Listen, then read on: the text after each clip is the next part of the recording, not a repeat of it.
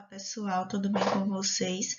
O meu nome é Márcia, eu sou professora de Biologia e hoje iremos conversar um pouquinho sobre as briófitas e as pteridófitas. Vamos começar com o cladograma das plantas terrestres, ou seja, como está dividida as plantas terrestres. As plantas terrestres elas se originaram das algas verdes há aproximadamente 500 mil anos. Então, a gente tem 4 grupos de plantas terrestres, que são as briófitas, pteridófitas, gimnospermas e angiospermas. Nessa aula, a gente vai dar um enfoque apenas às briófitas e pteridófitas, deixando os outros 2 grupos para outro momento. Então, as briófitas, elas são plantas avasculares, como vocês estão vendo aqui. No decorrer da apresentação, eu vou explicar para vocês o que é esse termo avasculares. E as pteridófitas, elas são vasculares, porém, elas não têm sementes. Vamos para algumas características gerais das pteridófitas. As pteridófitas, elas são plantas de pequeno porte, certo? Justamente por ser avasculares ou traqueófitas. Esse termo quer dizer que essas plantas, elas não apresentam vasos condutores de seiva. Por não ter vasos que conduzam os nutrientes do solo até toda a sua estrutura corpórea, elas são plantas que não crescem, não se desenvolvem tanto. Então, o fato delas serem avasculares limita o seu crescimento, certo? Por isso que são de pequenos porte. Outra coisa bem interessante nas briófitas é que elas não têm tecidos diferenciados a ponto de serem considerados raiz, caule e folha propriamente dito. É por isso que elas são plantas que apresentam rizóides, que é uma estrutura semelhante à raiz, filóide, uma estrutura semelhante à folha, e cauloide, que substitui o caule. Olhando aqui a morfologia de uma briófita, a gente tem a região do gametófito, que fica na parte inferior do corpo vegetal. O gametófito ele é haploide, olha aqui, só tem um N. E temos o esporófito, que é diploide. No esporófito, tem essa região aqui que é chamada de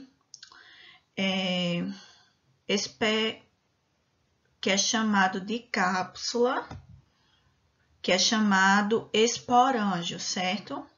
Esse esporângio, ele vai dar origem aos esporos na fase do ciclo das briófitas. Vamos lá. As briófitas, elas se reproduzem por alternância de geração, sendo que o ciclo predominante, na fase predominante do ciclo, é o gametófito. Então, a região mais predominante nas briófitas é a produção dos gametófitos. Vamos lá, o ciclo de vida. Eu vou ter em uma fase a produção de esporos, olha aqui, e esses esporos vão produzir os gametófitos. Vou começar por aqui. A gente tem os esporângios, que é aquela estrutura que eu mostrei lá, ó, em formato de cápsula. Dentro do esporângio eu vou ter os esporos. Esses esporos, vai ter esporos que vai dar origem aos gametas masculinos e vai ter esporo que vai dar origem ao gameta feminino. Os esporos, eles vão se diferenciar em uma estrutura chamada protonema. Esse protonema vai formar as gemas. Então, uma gema vai dar origem ao gameta feminino, ele aqui, ó. E outra gema vai dar origem ao gameta masculino. Então, o gameta masculino, ele é um anterozoide. O anterozoide, ele produz o espermatozoide da planta, que em algumas literaturas vocês vão encontrar com o nome de anterozoide, ok?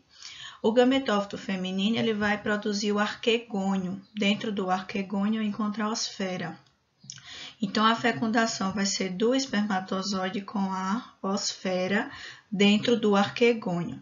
Quando essa fecundação ela ocorre, vai formar um zigoto que ele é diploide. O zigoto vai formar um embrião que sofre diferenciação formando uma planta jovem, um esporófito jovem, que vai formar uma nova briófita. Então, aqui está o ciclo de vida das briófitas.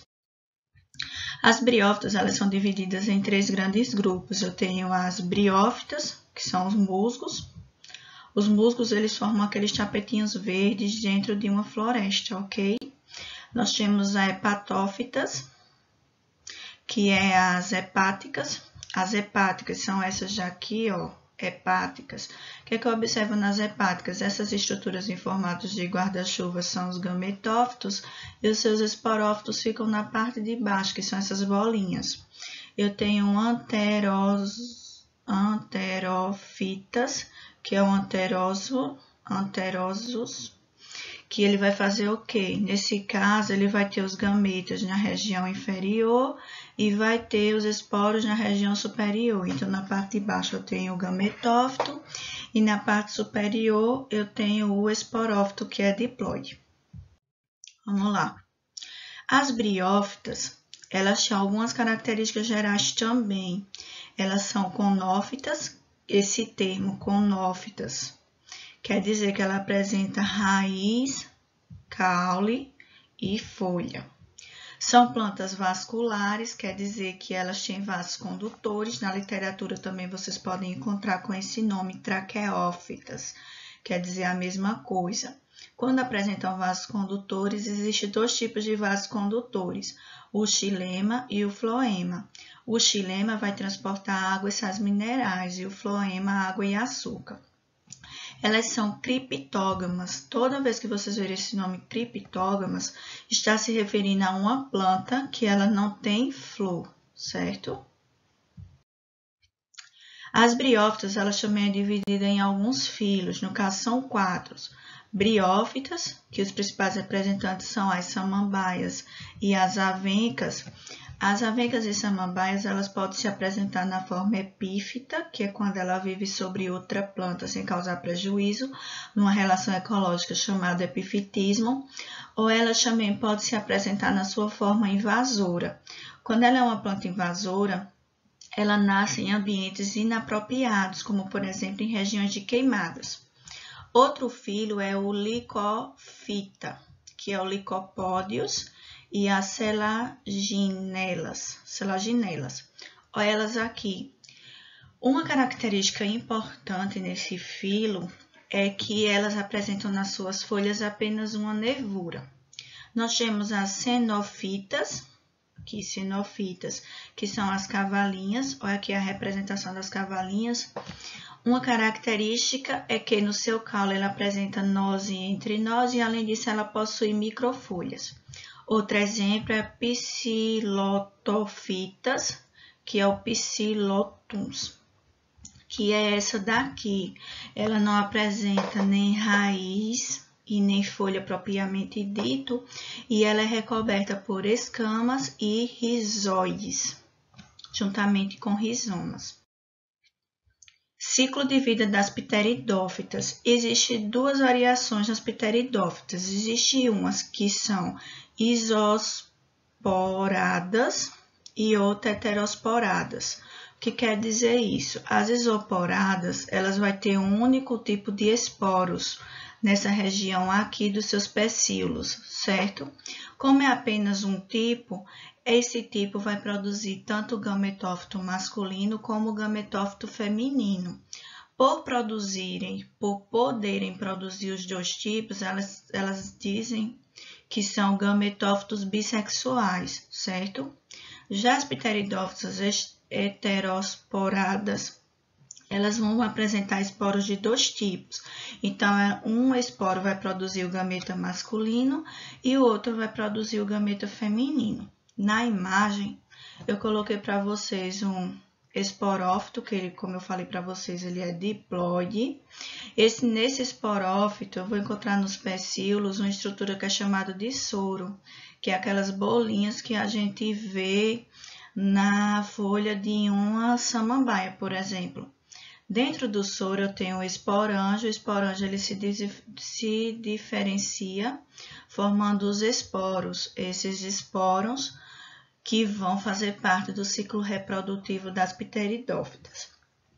Aí aqui, olha, eu tenho o protálamo, que é uma folha microscópica em formato de coração, onde vou encontrar as duas estruturas reprodutivas, o gameta masculino e o gameta feminino. No caso do gameta feminino, ele é chamado de arquegônio, e o gameta feminino ele é chamado de anterídeo. O anterídeo vai dar origem ao anterozoide, certo? E o arquegônio, estrutura feminina, vai dar origem à osfera. Vamos lá para o ciclo de vida das pteridófitas. Eu vou começar explicando pela fase diploide, que é o esporófito, certo? O esporófito, que é a planta adulta, olha ela aqui, ela tem nas folhas soro, que é aquelas bolinhas que eu falei para vocês. Esses soros vão gerar o esporanjo e esse esporanjo vai gerar os esporos, certo? Os esporos que são diploides, eles vão sofrer meiose para se tornarem haploide. Então, eles se tornam esporos haploide, que caem no subsolo germinando. Quando germina, forma o protálamo, que é aquela folhinha em formato de coração que eu acabei de mostrar para vocês.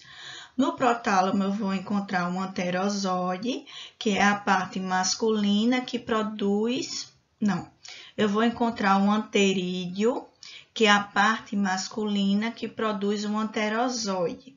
E vou encontrar o arquegônio, que é a parte feminina que vai produzir a osfera, certo? Então, ó, anterídeo masculino, arquegônio feminino. O anterídeo produz o quê? O anterozoide. O arquegônio, o quê? A osfera, certo? Então, o anterozoide, olha aqui, ele vai fecundar a osfera. Quando ocorre essa fecundação, vai formar um zigoto, que esse zigoto vai formar diferenciações no gametófito, formando um esporófito adulto, que é uma nova planta. O que vale a pena a gente destacar? Nas pteridófitas, que foi o primeiro grupo que eu expliquei, a fase do ciclo predominante é o gametófito, ou seja, a produção dos gametas. Para o gameta masculino da planta chegar até o gameta feminino, ele vai necessitar da água, porque ele sai livre nadante no ambiente, ok? Então, as briófitas, elas são dependentes da água para poder se reproduzir. As pteridófitas não, porque as pteridófitas, no seu ciclo de vida, a fase mais evoluída é do esporófito. O esporófito gera os esporos que germinam sem necessitar da presença de água. Então, Então, revisem o ciclo reprodutivo dessas plantas, assimilem direitinho aqueles termos, né? Porque são termos novos, esses nomezinhos aí é uma nomenclatura um pouco diferente daquelas utilizadas para os animais. E façam exercício. Quanto mais exercício vocês fizerem, mais vocês vão fixar o conteúdo. Espero ter ajudado na compreensão de vocês. Fique com Deus. Até a próxima aula.